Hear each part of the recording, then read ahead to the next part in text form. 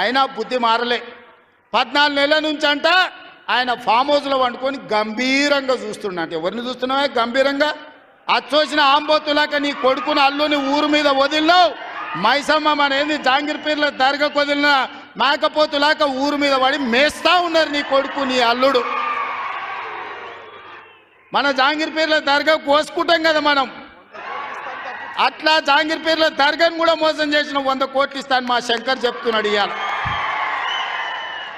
రాజన్న సిరిసిల్ల ఆలయానికి 100 కోట్లు ఇస్తాను, ఆ దేవుణ్ణి మోసం చేసినాం. ఈడ దర్గాను మోసం చేసినాం.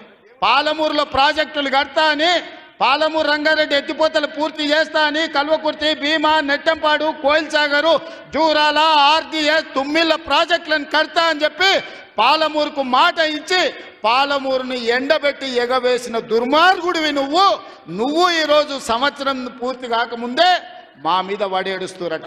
ఆయన